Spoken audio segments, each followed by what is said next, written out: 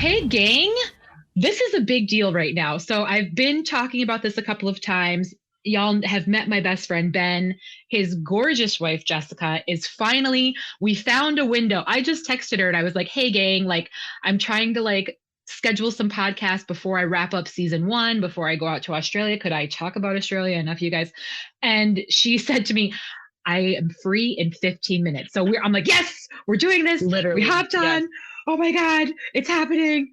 So we're just gonna go right into it. Jessica, hi, I We're love you. doing How it. are you? Hi, I love you. I'm great. I'm glad that it worked out. We've been trying to Forever. make this happen for a while. Forever. But We're both busy girls. you have three kids, you've got two Yep. dogs, you have a full-time job, you are also on a very popular and successful podcast that records regularly, unlike me, where it's like can I get anyone on Zoom? So I'm so envious. I wish I had a set schedule with these things, but I can't even get producer Mike to Oh my text me goodness. back right now. No, So it's it's a thing. fine. Thanks for um, hyping me up. yeah, girl. You are So good at that. but now, unlike Ben, you grew up in Nebraska. You spent your whole life in Nebraska. Is that right?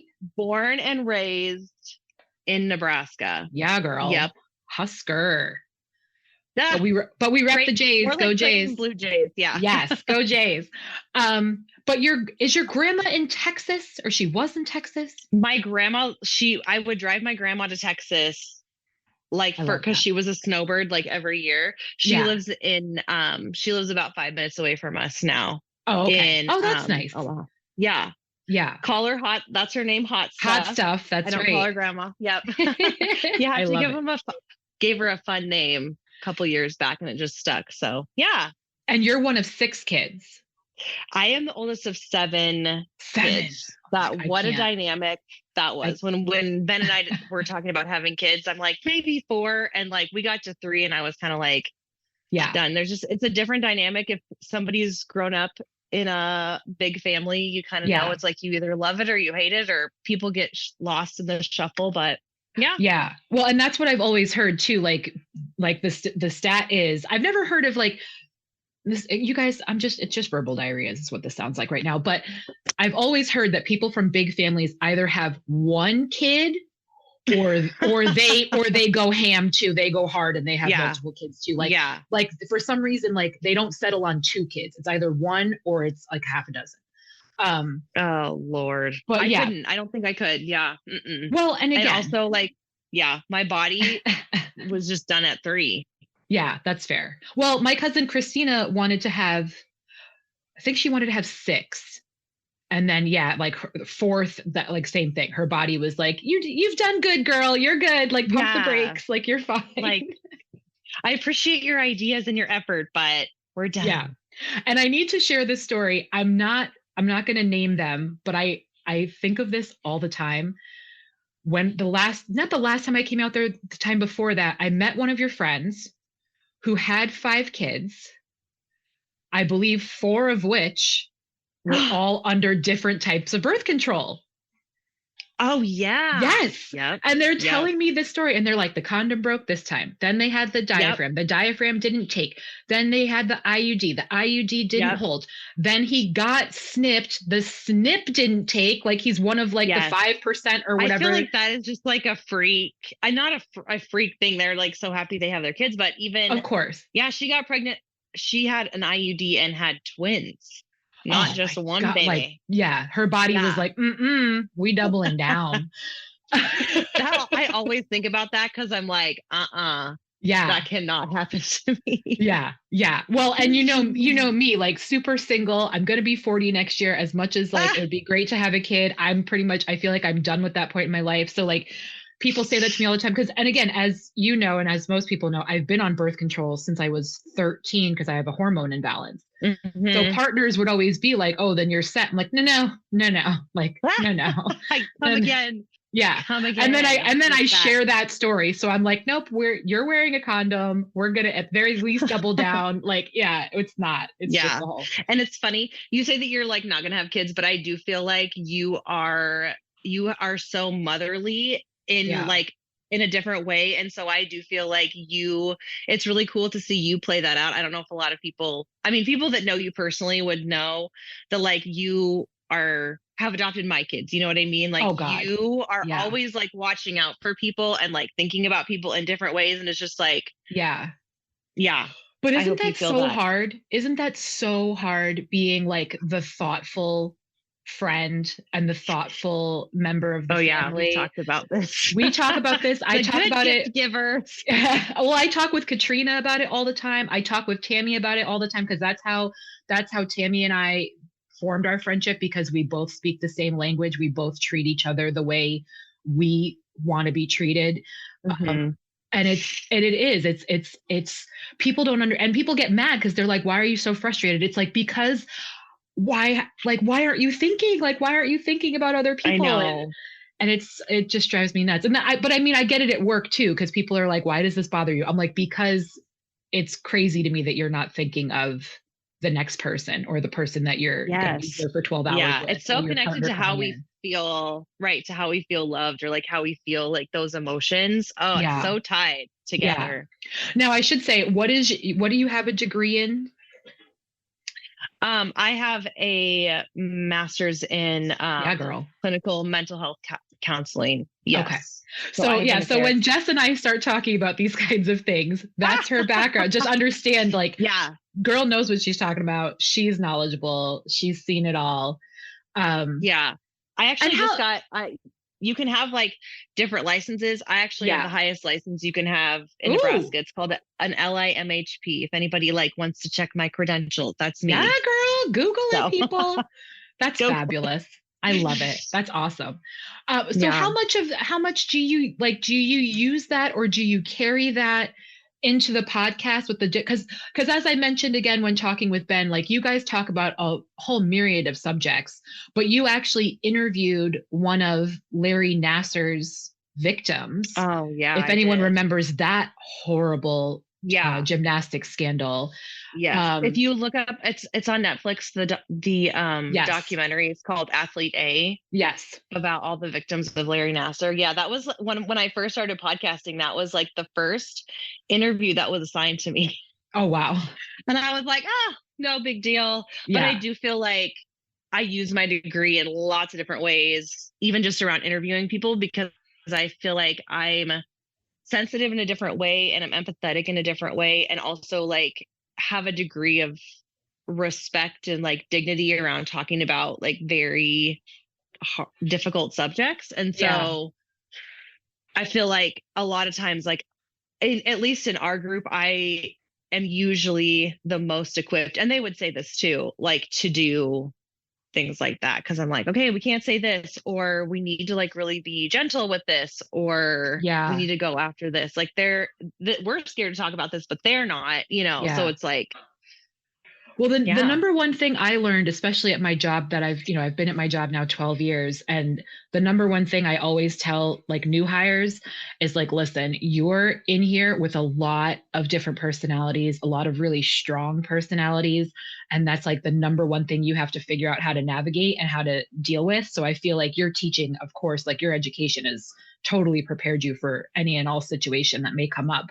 But I think people kind of tend to forget that, especially like, when you go into like a retail job or whatever, and you have to deal with customer service and stuff. It's like, you never know who's going to stand in front of you and how they're going to react to the Hmm. littlest thing.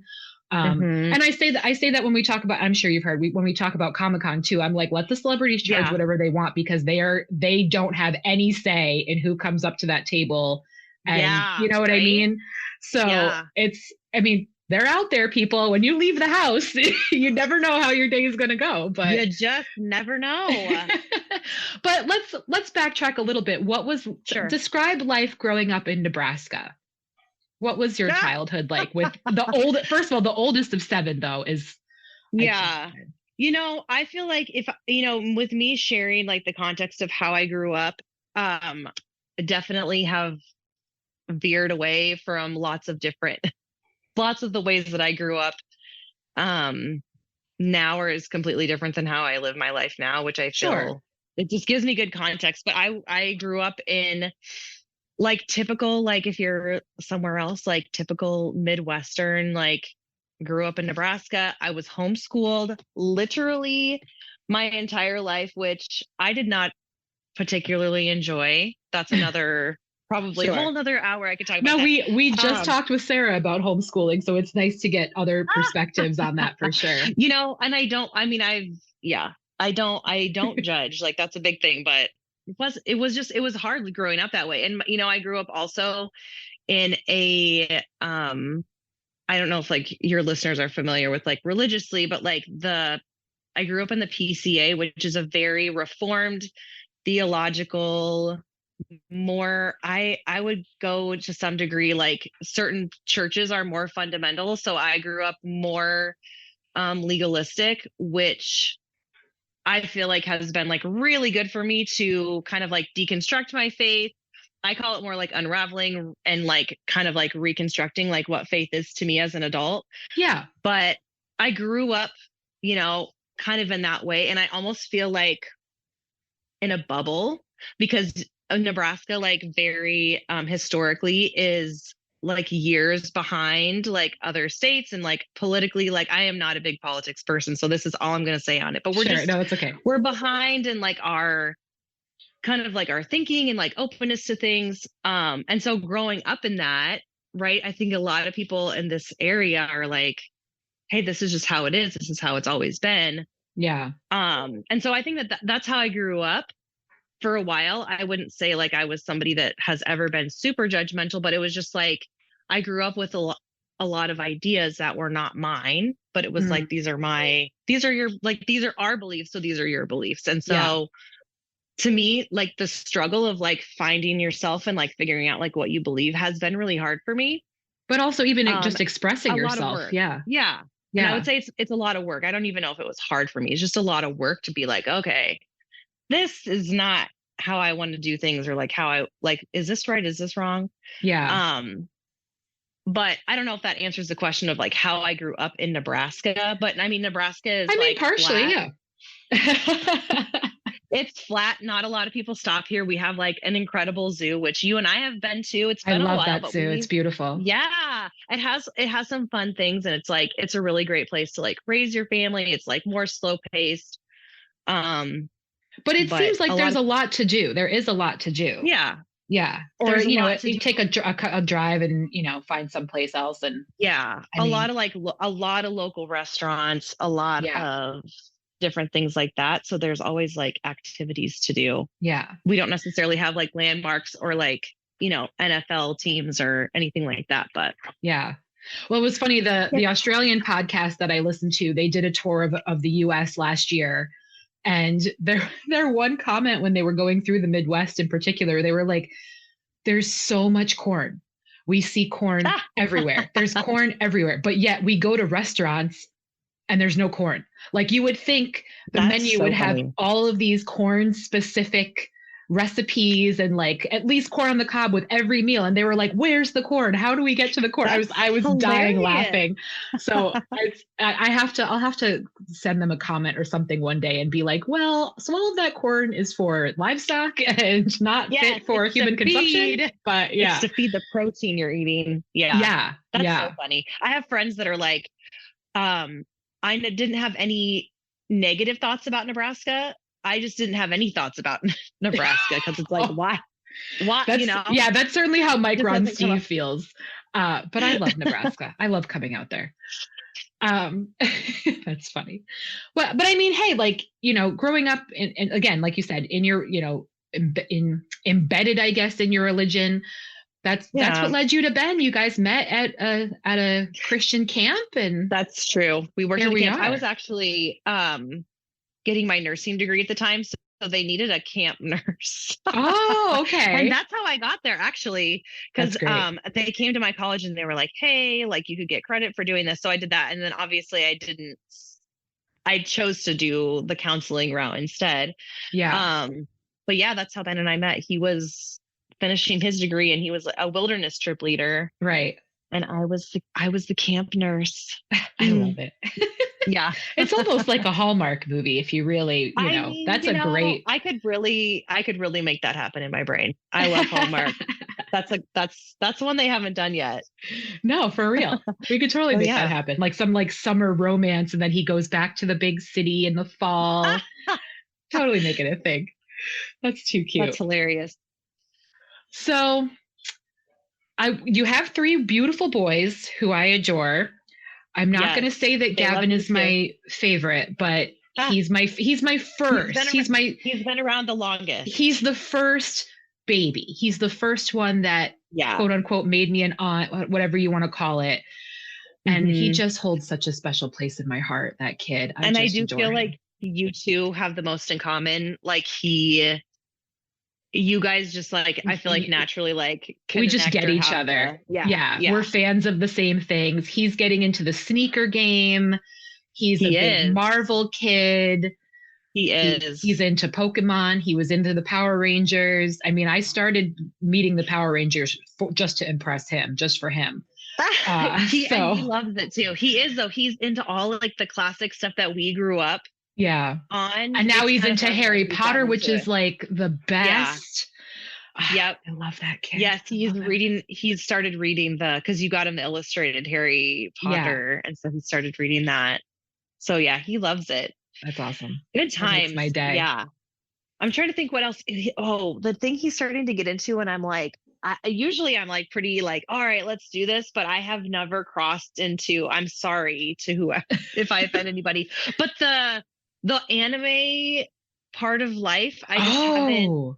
Yeah. So he's like getting into, what is it, Naruto? Yeah. I saw him. He had the headband on when you guys opened Christmas gifts. Yes, I love it. Man, that means that's the one genre I'm not a part of, but now I feel like now I have to, so I can talk to him and share things with him. Yeah. I'll let you know. I love it. That's amazing. But again, and then you have Derek, who's the middle. No, and I have said this to you guys over the years, but I'm telling you, like, I don't know if it's the auntie thing or it's just the best friend thing or what, but watching your kids come into their own person and have like their thing and their own personality. So like Derek like loves to wear hats. Like he has to have the baseball cap. That's his thing. When Gavin started saying like, yes, I love the Power Rangers, or yes, I'm into this, I'm like, oh my gosh, that's so cool. Like this is his like he's rooting for the Kansas City Chiefs. Which is like, whoa, wait a minute. Like, where did that come from? Because, Ben's a Green Bay Packer guy. And I know. So it's just so cool to like, be like, oh, you're like, you really have like your own opinion and the things that you're into. And it's so fun to watch. I just love it. For sure. Yeah. I love that. And one thing that has been really, and I would say too, like at one point in our lives, like whatever trauma or like anything difficult we've been through in the past, I do feel like there is redemption for that in the future in different ways. So like one thing for me that I love with Gavin is that he questions in like, not in a disrespectful way, but in an innocent like, way. Why do we do this? Or like, why does this happen? Or even like, why do we go to church? Or like, why do we have to go to church? I don't want to. And like, instead of being like, ugh, why are you questioning me, 9-year-old? It's like, to see kids be able to have their own like thoughts and ideas and things they like that maybe aren't my thing. I'm like, that's so healing for me as a adult to be able to give something to my kid that I did not get. Yeah. And so I think even like I didn't have any thoughts about the Kansas City Chiefs, a couple of years ago. And now I'm like, all right, like we watched like the game and like Patrick Mahomes was like my quarterback for fantasy football this year. Like we just to get into it with them too, even though like I could have cared, but it's like, I don't know. It's fun to get in and support them in that way. So.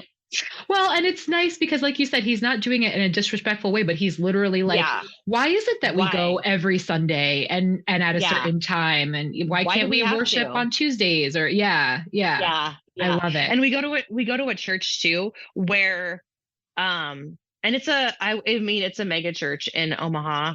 It sure is. But like, I love it though. It's cool. But Gavin is like, I don't know, like he can like, I can tell our pastor, like Gavin was like not impressed by that. And he like is questioning like what you're saying. And to have like also like church leaders be like, yeah, like Gavin, what can I meet with Gavin? Like, or like Gavin, like come and say something to me, or how can I help him do that? Like, I love that. Those are places. Well, and I feel like too, especially, again, Midwest vibes in the environment and the structure that you're surrounded by. I feel like them they probably don't get those questions because people are afraid to ask them or feel it's inappropriate or Mm-hmm. intimidated or whatever. Mm-hmm. So I'm sure for them, it's kind of like, oh, sweet, like somebody like a new perspective and or maybe even they didn't even think to look at it that way before. So it's, Yeah. nothing wrong with asking questions, you guys. No, I know. I think that you should be. I think that's the sign of like a good and healthy people is when you can like have dialogues and it's not always being what's the word? Like where you're not debating. Like you can just have a dialogue and have different viewpoints. And I think Yeah. maybe I'm more comfortable just because like our podcast is obviously a religious podcast. It's called the Uncomfortable Podcast, but it's Yes. uncomfortable conversations about culture and Christianity. And so to me, I'm like, I want to have a culture where the church isn't like number one or like like we can question politics or we can say or like we can have conversations and bring things together. And I think that like our culture has created like people that are scared to have those conversations or they don't feel they automatically know I'm not going to be accepted or I'm going to be put down or I'm going to be the butt of somebody's joke Yeah. or whatever. Yeah. Well, I mean, there was an episode on your pod. I mean, and now mind you, this is years back now. This is the beginning of COVID when you were talking about, and I can't remember his first name, but the comedian Chris is his last name. Oh, John Chris. John Chris, thank you. He had some kind of scandal going on, and you guys, not only did you not shy away from it, you guys were flat out like, you weren't Ew. sitting there and being like, no, we're cool with him. And like, oh, like, you said, you're like, his apology was kind of lackluster. It really wasn't an apology. Yeah. Like you were totally honest about it. You weren't sitting there being like, oh, well, he apologized, so let's move along. But you guys were like, it's not cool. And he didn't handle it appropriately. So again, when I mentioned this with Ben, like I do want people to tune into Uncomfortable because I think it's really nice. It's very refreshing, at least for me, growing up Unitarian Universalist and Yeah. not having a negative connotation for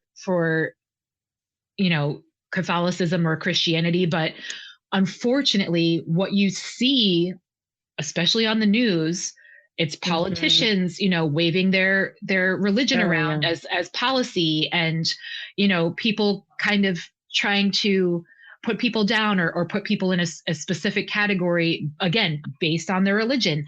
So it's nice to turn on a podcast with that foundation, but still, have real people talking about real issues and giving their real opinion. And it's not what you would expect, which I just think is really refreshing. So I love and that. One thing I think that like podcasting is great for, and I think like that you do really well and that we try to do really well, is your proximity to people changes your posture of who they are. So when you get closer to somebody's story and you know where they're coming from, it's like this issue isn't just a group of policies. It's like it affects people. And so like when you get to know people and their stories and like how this affects them or like what it is to live in their shoes, your proximity changes your posture towards issues and people. And I think we need to do that more, Well, and that's what I always tell people. That's what I say. And again, I even mentioned it to you. I always tell my guests, I'm like, listen, absolutely nothing is taboo with me. Nothing is off limits with me, but I'm going to respect your boundaries. So if you don't want to talk about something, it's fine. But I mean, just recently I had an incident with a coworker. Again, at the job I don't talk about, but the coworker said, I reacted this way because this is what happened to me in the past. And I said to that coworker, like, listen, your story is your own and you absolutely don't have to share it. You don't have to give me any of the intimate details of your life.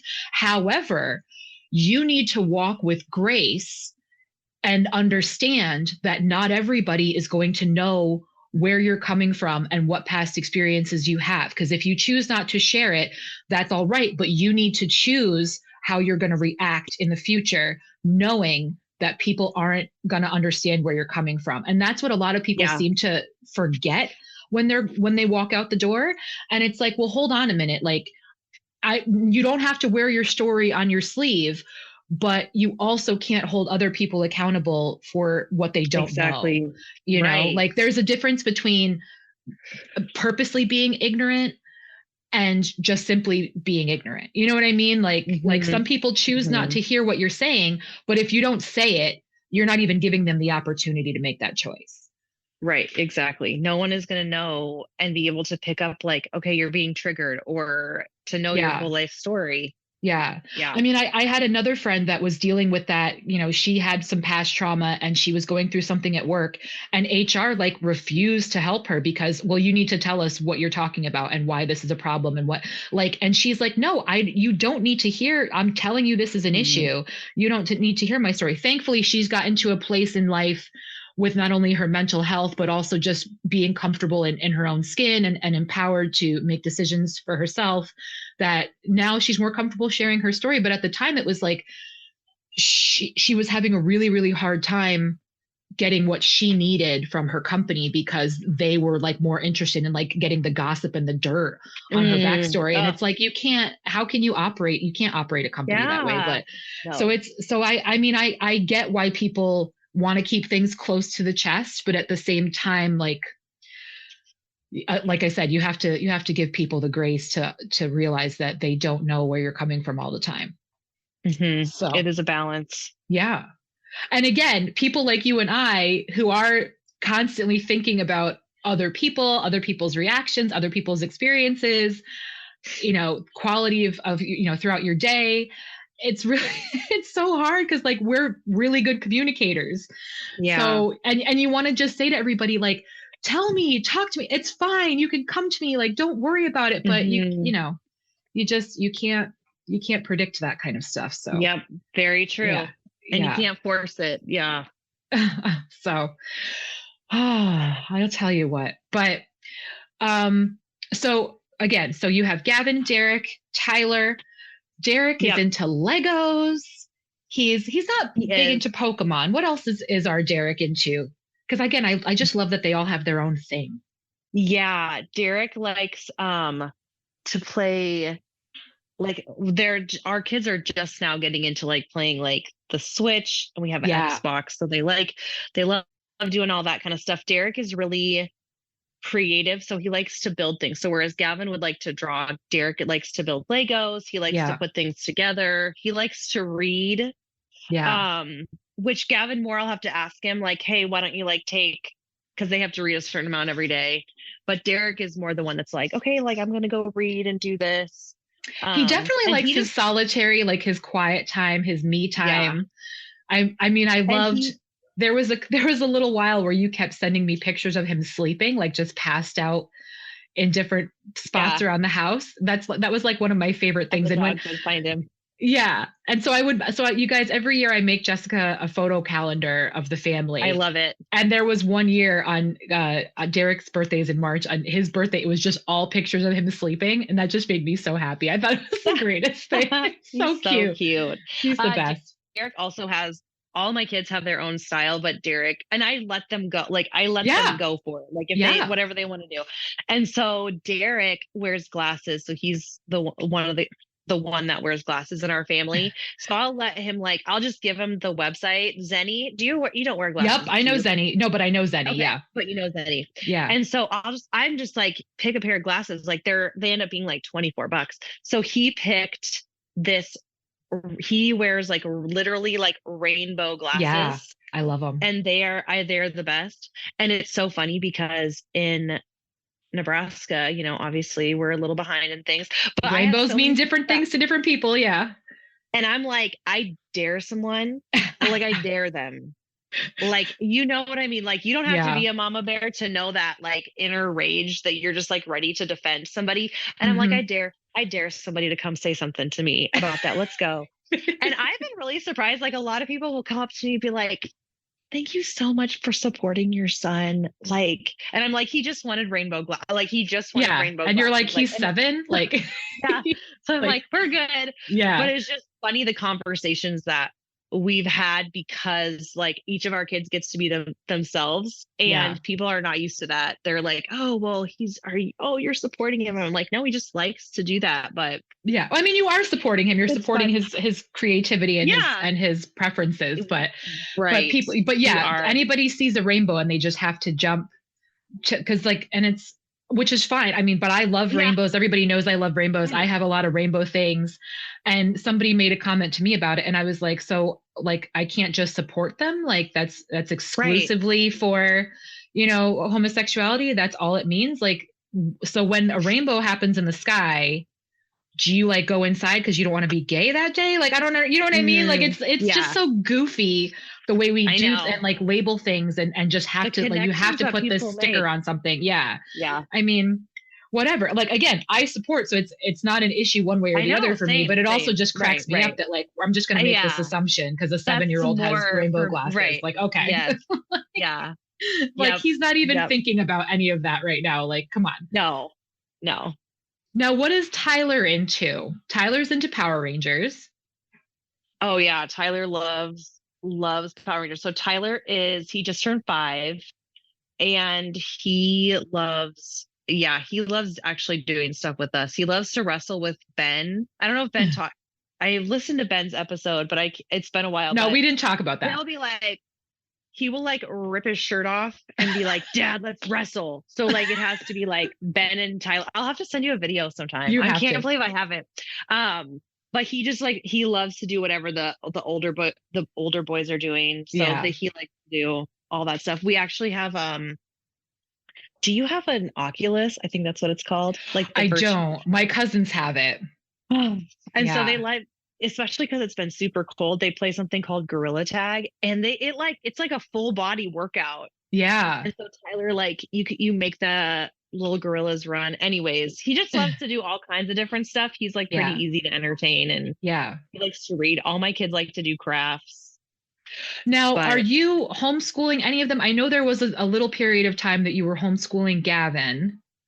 That was COVID related only. Okay. Absolutely. But I am not interested in homeschooling. Now, I obviously was homeschooled, and I homeschooled him for a whole year. Like we didn't send Gavin. It was like not necessarily to keep him home, but at the time it was like a lot of money to send him because they were going like preschool to kindergarten. So he was in one of those that you have to pay. And so I kept him home, but no, they are all in school. They are loving it. That's awesome. Not homeschooling. Yeah. That's not for me. And, also I just think like some people are like really awesome at it. And for me, it's like, it's just not my strength. And I also like, I work like a certain amount and while they're in school, so I can be there to like pick them up. So try to spend as much time as I can with them. But yeah. I love those freaking kids. I swear to you. But I did want to share. See, this is why you're motherly. Your children are my children. If something happens to me, I don't really feel like I have to worry. Yeah. Well, I mean, I appreciate that. I mean, I'm not godmother status with any of them, but those are my boys. Like I will get on a plane and come out there. It's, and you know me, like my love language is gifts. Like I have to spoil them. I can't help myself. Like if they want it, Liz is getting it. And there's a video, you guys, no, there's not a video, but you told me that, your mom said something to Gavin one year about like, oh, well, maybe you won't get that. What happens if you don't get it for Christmas? And he was like, I know Aunt Liz won't let me down. I was like, oh, this kid.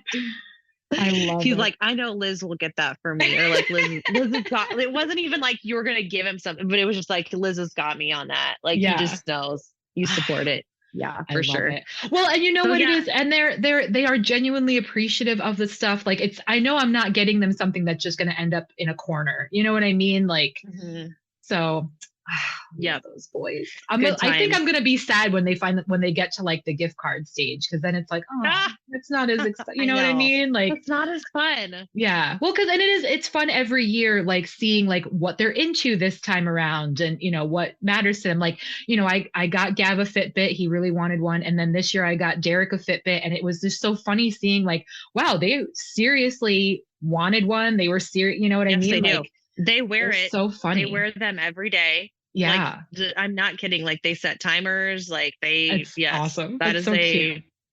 well used. Yeah. Well, here's hoping Sorry, Tyler wants about one. Kids. Yeah, that's okay. I'm just hoping Tyler wants one too, because that'll be really fun. You know, like that was Tammy's thing growing up with her nieces and nephews. Every time one of them turned 16, she would get them their first cell phone. That was like her Aunt Tammy thing. So yeah. That's so fun. So I get it for sure. But I want to touch on Tyler just a little bit, because again, I like to share things that maybe people have not heard of before. Yes. Tyler has what is called a tethered cord. Is that what it is? Yeah. Okay, so explain to people. Well, first let's talk about A, what it is, but B, also like what signs and symptoms he was showing that led you to figuring out what this was, because he's only 5.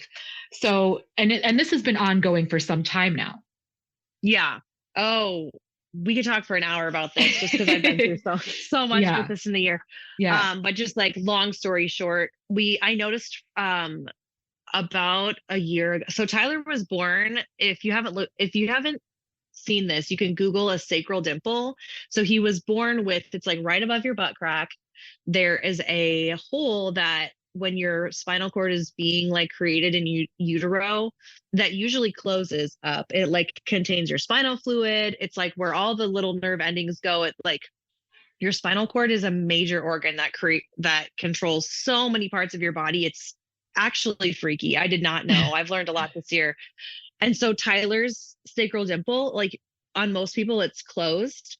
But his didn't close all the way. And so we noticed that there was something up, but he wasn't at the time, which I didn't know. Like, you just don't know how to advocate for your kids when they're babies all the time, especially when a doctor says something. So they were like, oh, well, he's not like disabled to the point where he can't walk or he can't function. So he's not necessarily, this is not a priority. And I wish I would have pushed more back then, but it's again, like, how do you even advocate for yourself, let alone another person? Well, sometimes? Right. But and again, if they're not showing signs or symptoms of anything, it's like, why would we do something if there's nothing wrong? Right. Yeah. And so it was just one of those things where I'm like, okay, I guess it's not anything. And then about a year ago, it was actually on Halloween 2022 that he was walking and he could not like keep up with the other kids. Like he could not like walk up a hill, like to get to the next house. Like Ben had to carry him. And I'm like, Ben, there's something wrong. Like, I don't know where, like there was something in the back of my mind where I had been noticing things. He started like snoring, which was so weird. He started gaining like weird amounts of weight, all these different symptoms. And I went to the doctor and I'm like, there's something wrong. And they're like, okay, let's just like watch it for a bit. And I kept going back and I'm like, okay, there's something off with him. Like he's snoring, like he then developed sleep apnea. And then he couldn't breathe out of his nose at all. He could breathe like 10% out of his nose. All this weird stuff started happening. So we got allergy tested. He had his adenoids, tonsils removed. And I just kind of kept pushing because none of that was helping. Right. And so he had this last year, he's had 2 MRIs, he's had a sleep study. We were at Children's Hospital. I think it was like by the end of the year, it was like 36 times. And again, like that's 5 hours worth of hours. Yeah. He has now, like, we actually just got referred to Boys Town Research Hospital. That's where he's at now. Cause he really does have medical trauma from like just seeing the hospital. Like he doesn't want to go. Sure. He has a lot of other issues, but we've seen so many specialists, but yeah, it's all goes back to this tethered spinal cord. So his, like in a normal person like you and I, your spinal cord is free flowing. So like your brain tells your legs to move and they move, or like literally like your body has to poop, you poop. Like, and you poop in a normal way. And Tyler's does not do that. It affects like your muscles, your muscle function. And he has a tether a little bit higher up in his spine that they actually found when we switched hospitals. But his cord is wrapped around a ligament a couple times. And so think of it as like a rubber band where like, as he gets bigger, like when a rubber band twists, it gets tighter and tighter. And so then his body gets stiffer. And so his legs doesn't have like the same kind of muscle movement that we would have. And he it really affects your butt muscles. Like I really like have no filter, so I don't really, Okay. I don't know. Hey, it's all educational as far as I'm concerned. Y'all know I talk about my so, poop situation. yeah, I get it. yes, I'm all about it. And so, it affects like how like him pooping and like if and eventually like if these, so it's interesting that if anything is off with your spinal cord, if it is not corrected, you will develop, like it is guaranteed, you will develop like a mental, to compensate for it, you will develop like some kind of mental issue. So a lot of kids Wow. or people that have this will develop ADHD because they're trying to, like their brain is trying to function and like make adaptations to how their body isn't working. Yeah, and focus on something And so else.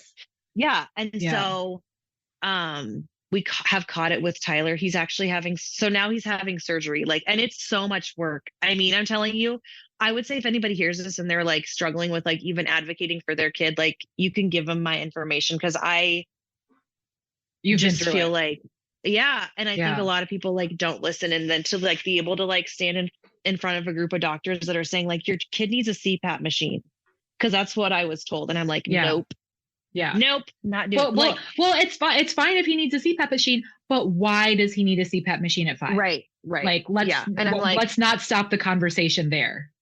right, exactly. Yeah. And I do feel like women, I think men too, but I'm just speaking for myself. No, Like you're right. there is a gut instinct that like she does not wrong. Like Yeah. there is something in you where it's like that is such a real thing. And so yes, Tyler is having surgery in a couple of weeks. It's called a cord untethering. So literally you have to, do you want to know what they do? Yeah, sure do. They Listeners, if you're squeamish, we're talking about it. Yeah, sorry. maybe yeah, we're going to talk about it. Maybe Maybe fast forward a couple seconds, but yeah. They make an incision. They actually, because the spinal cord is like inside your your vertebrae protects it. They have to break one of his vertebrae like in half. Yeah. And they have to then when that bone is broken, they make an incision, and then they will get to his ligament, and they will start slicing on whatever part of his spinal cord is wrapped, and it's like a rubber band. So it's like when you slice a rubber band, how it like expands, that's what they're going to do with his. And then he will have titanium plates and screws in that bone in his body. Wow. To put it back together. So he's not going to be able to like go sledding or wrestle or anything for a while. He'll have physical therapy, things like that. But that's going to be so hard though at 5 to be like, sorry, you can't wrestle dad right now. Like that's going to be rough. I feel like that's like going to be the hardest part of the whole thing. It's like, no, buddy, you can't. I'm sorry. They're like, he's going to have to lay on his back for a while. And I'm like, how do you have a 5-year-old do this? This is why usually they correct it in infants, because they're not as mobile. But yeah, so it's going to be quite the thing to go through. But at this point, like I do have anxiety about it. But of course, it's more relief. Like I actually have relief that like we have answers and we know like what's going on, and we have a solution for it. So that's kind of like where yes. Girl, that's awesome. I mean, it's not awesome. It's awesome that it's hopefully this is going to be end that chapter and he'll be able to move on normally. Yeah. But it's again, but that's why I wanted to share it, because I had never heard it before. I had no knowledge of it. But you see this little 5-year-old and it's like he's got no energy, and he can't, like you said, he can't keep up and he can't breathe well. And then again, going through all of that while COVID is now happening, and you're like, okay, so he can't leave the house because like we can't trust the streets. Like, yeah. I mean, it's just wild. It was very weird because they were like, he might have an autoimmune. Like it was just a bunch of different stuff. Like it's just like shooting darts. Yeah. Well, if anyone remembers Fiona's episode, that's when you're trying to get a diagnosis and they throw 20 different things at you that it could be this, it could be that, try this, try that. It's girl. And I'm sure at some point somebody told you that, oh, well, he just needs to lose weight, because that's always. Yes. Oh, 100%. That's always the go-to. That was my last straw at the hospital that we had been at, was they were ignoring all the symptoms and saying, well, they were like, well, how much juice does he drink? And I'm like, we don't have juice at our house. Like, what? Like, and it just kind of threw me off because I'm like, wait a second. I thought we were talking about him not being able to breathe. And now you're asking me like nutritionally what I'm feeding my kid, which I think is important. Like it's an important part of life to focus on your nutrition. But when it comes back to that, I would never do that as a therapist. I want to look at like your whole life, like holistically, like what are you eating? What are you thinking? What are your life experiences? What are you pulling from? How are you sleeping? Yeah. Yeah. All of that. Yeah. Yeah. So again, I just wanted to share because I like, because we all go through stuff. We all know people that go through stuff. And I just feel like the more we share, the more education we've got out there. And again, guys, how many times can I say it? You have to be an advocate. You can't just take one person's, quote unquote expert's opinion as gospel, because if that were the case, I would be having spine surgery and I would have gone through all of these things, but I didn't like the way I was treated at one doctor, went to another doctor, got a proper diagnosis and proper treatment, and things are very different for me now. But again, if you don't like, and now I won't say like, if you don't like hearing what somebody has to say, because, some people just are bad patients. Some people refuse to go to the doctor until it's too late. But there's nothing wrong with getting other options, but go get another option. But if they're saying the same thing, you can't, at some point, you've got to accept stuff as well. So, So, I mean, I get it. But, well, thank you for sharing that, because like I said, like I know it's been on your mind. We've talked about it a lot over the years while you were, every step of the way trying to figure out what's going on with our guy. So I'm glad we're should be there. Closing that chapter. Sure. Yeah. Yes. But I also wanted to talk about this. Now, again, this is years ago now, but you used to teach English. Oh, was it to Chinese students? I did. So again, because we talked about homeschooling a little bit, and I just thought that was really unique. And I had like, I want to say I have heard of these programs before, but it was always one of those, like, just kind of in passing, like I didn't realize it really was a thing. And so let's share your experience, how you got into it. But then also, I think it's interesting why you're not doing it anymore. Oh, yeah. So I started it was right before COVID. I was doing it the year before. I worked for VIP Kid, which, fun fact, that was one of the first companies that Kobe Bryant invested in that. Isn't that no kidding? Fact? That is interesting. Yes. R.I.P. Kobe Bryant. Yeah. But I would teach, these kids, it was specifically in China.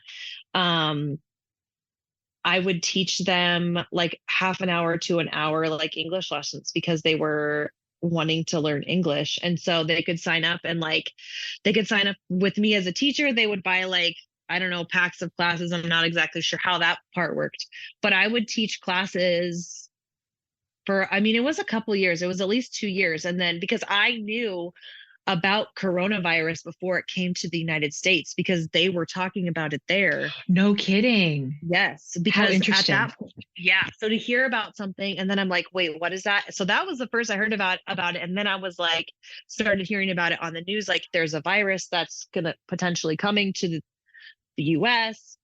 So that was very weird. And it was interesting to see people actually in China, how that started, because in China, when COVID started, they would, the police were actually like policing people to stay in their houses, and they put up these banners. Somebody like took their computer and showed me, and there would be banners outside big apartment complexes, like in Chinese, that said, if you come outside and you're sick, you are causing shame on your family, because that's a big thing over there. See, I wish we did that shit here in America. I'll tell you, I want like, everyone to be ashamed of themselves. Yes, you should be ashamed of yourself. Yeah, I wish we had that shit. I talk about it all the time. I'm like, ooh, and everybody says, right? Well, how can they just take that? How come other countries just fall in line and do what their government says? Because they're not assholes. And because their government is telling them they're being assholes. That's why. Because I wish our government would just look you in the face and say, hey, dick, stop being a dick. You're being a dick. Yes. Cut it out. Asshole. Yes. That's what I wish we would do. And I think that they did that too, because it's like family and like honoring your family is such Yeah. a trait there. And then it's like, wow, what do we value here? You know, I mean, I think that family is important, but it's not enough to stop people from doing stuff like that. Right. So, anyways, yeah, I did that. Anyways, I did that for a couple years, and actually China, because they're a communist country, um, did not, they still don't. I think now it might be lightening up a little bit. I've heard like, because I have a couple of friends that still, because you could teach in other countries too, which I just I was stopped at going to that ask point. that too.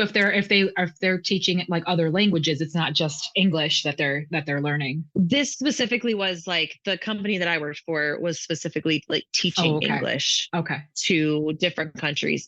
And so, because China is a communist country, and this was facts. So it's not like a conspiracy or like I'm just guesstimating. It literally was like, communist China does not want outside teachers of any kind to be teaching people that are living in their country. And that was a decision that they could make. They actually didn't want, for a while, it was like outside textbooks even. So it was like more than just that, but you said they actually like made it into law.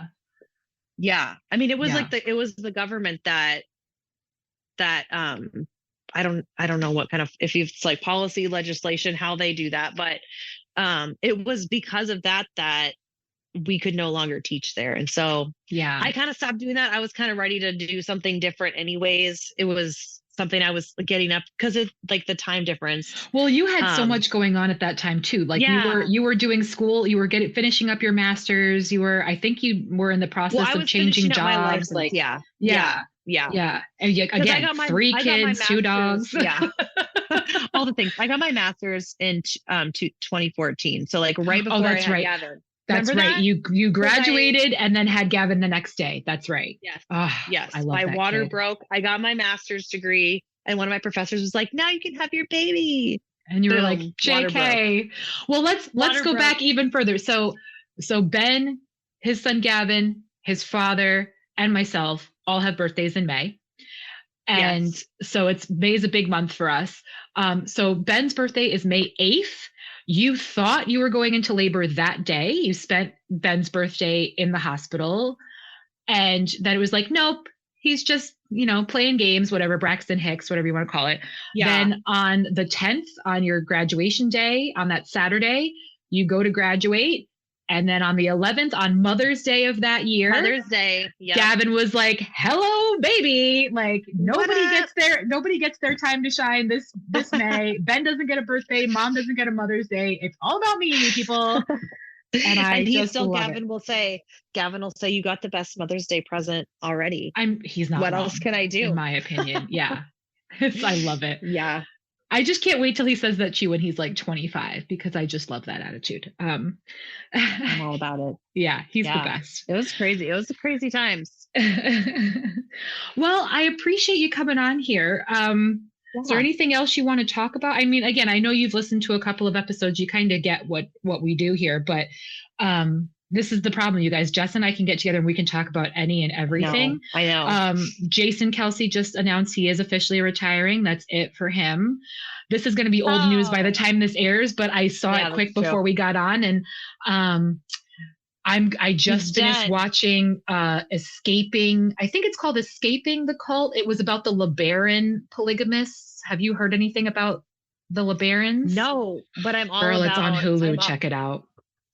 Okay, I'll have to look on Hulu. There was even a made for TV movie in the 90s about it, because you guys, Jessica and I love this shit. This particular polygamous cult were all into blood atonement. So if anyone doesn't know what that is, it's basically saying the Lord told us we have the right to kill you if we don't believe you're following the scripture properly, if we believe you're unworthy, we're allowed to murder you. And you atone basically by shedding your blood, by bloodshed. So it's a big scandalous thing that apparently like rocked the 90s. Some people were on the run for decades. A lot of murders took place within this cult. So check that out. It's on Hulu. Oh my gosh. But yeah, there's but so every many time there's documentaries every time there's a scandal or anything, you and I are like, what do you think of this Cat Yes. Williams stuff? What do you think of this R. Kelly stuff? What do you think of this Diddy stuff? Like Crazy. we are just on the hotline, sharing TikToks, sharing articles, I just saw this popped up. It's This wild. person just got interviewed. Because again, you and I being good communicators, being thoughtful of other people, we see these things, we hear these things, and we're fascinated about, like, because it's like, how do you get there? Like, how does one, yeah. And it's not even stuff. I mean, yeah, that's from the 90s, not that long ago, but even the active cults that are happening now, even like, did you watch Love Has Won on HBO? No. You have got to watch that. It is shocking to me. Love Has Won, was the one, and then Escaping Twin Flames. Oh, I don't know that one either. Ooh, that's on Netflix. I'll watch that tonight. There's on HBO. There's another one. Well, like even like Sister Wives. Oh yeah. Like I never got into Sister Wives until all of this divorce and scandal and stuff happened, and now I'm kind of like, oh, I need to watch that. This is what we should have done. We need to have like a Jess and Liz series where it's like, okay, we talk about kids, because I'm not just like, like I am not somebody that's like, oh, I'm a mom. Like that's one of the facts about me, but it's not not like, your personality. Yeah. Yeah. And so I feel like we could totally talk about mental health for an hour. We could talk about just like death and destruction and all our nasty little crime documentaries we watch. Yes. But yeah, there's so much. There is so much happening right now. But that's just it. And I say this all the time too. There's too much. There's too much out there. You can't possibly keep track. And like, again, just now, like, you're like, have you seen this? No, I haven't seen it, because there's too much. There's too much. And then there's 5 million apps, and it's exclusive to this app, and it's exclusive to that app. Yes. You guys, I can't do it anymore. I just can't. I can barely get to the movies. Like, I'm seeing 3 movies tonight, but it's crappy weather. So it's one of those, like, I'm beholden to the weather. I'm beholden to my own schedule. Again, it was a miracle you and I were able to meet up and do this at all today. It's like, you guys, there's too much. I can't take it. So throw me all the suggestions you want, but I promise you, I'm not getting into it this year. I'm not. So it is what it is tonight.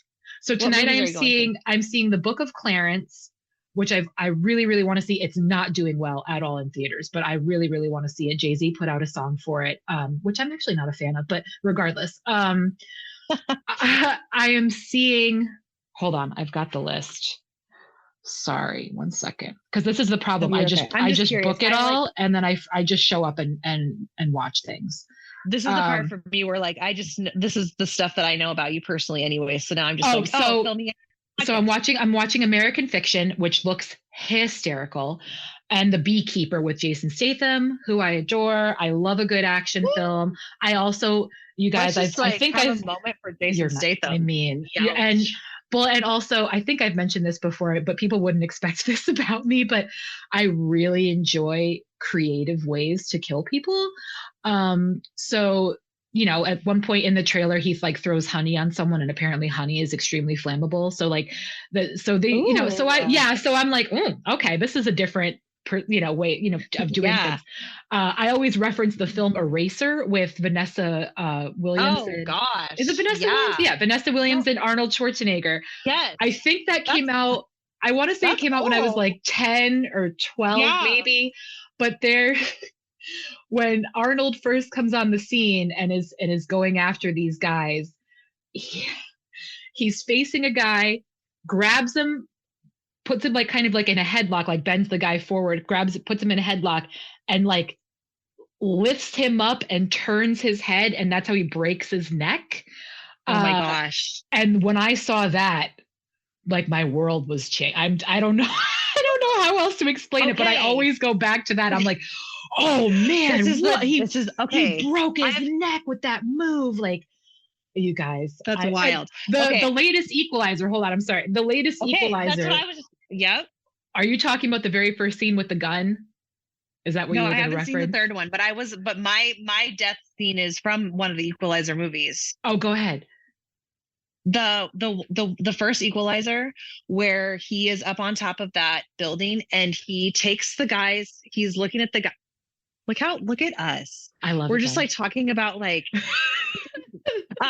where he takes the guy's neck and he like he pushes his head down and he sticks the knife in the back of his head and he goes like he swishes it to the left and to the right. Yeah. And he internally decapitates him. Yeah. Do you remember that? Yeah. I remember it. Don't worry. It shakes I remember me. it. So not to spoil anything, but I'm going to share it because I love it. So Equalizer 3. Denzel, what a killer. I'll tell you what, Equalizer 3, he takes a pistol off somebody, shoves it in the gentleman's eye, and then shoots the gun and kills somebody behind that guy through the guy's skull. And I was like, well, I don't need to see anymore. This is what a turn I got on. my money's worth, baby. My mom is going to be so disappointed listening to this. She's going to be like, Joanne, what the fuck? Where did I go wrong? She was like, you guys were doing so good for this long. I'm sorry, Mom. I am and I'm not. I can't help it. But what are you going to do? I don't know. Who knew I had this bloodlust? But, it's just, what are you going to do? There's just so many things. It's just too much.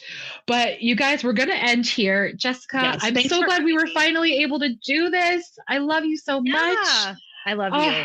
Not this year, but hopefully 2025, I'll see you. I'm hoping. Yes. No, I'm excited you get to go to Australia, and this year's already stacked. I can't. Such a blast. I ordered. Yeah. Have you seen the ads for the big ass calendar? Have you seen those ads? It's called a big ass calendar. It's called the big ass calendar. I want to say it's probably 4 feet by 3 feet, and it literally has the entire year on it.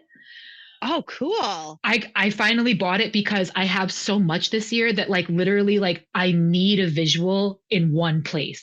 Everybody's like, well, you've got it in your phone. I'm like, no. I need to see the whole year. I need to see the whole year mapped out because I'm at capacity now and it's only January. I have 3 definite trips coming up, all out of state. Well, 1 out of the country.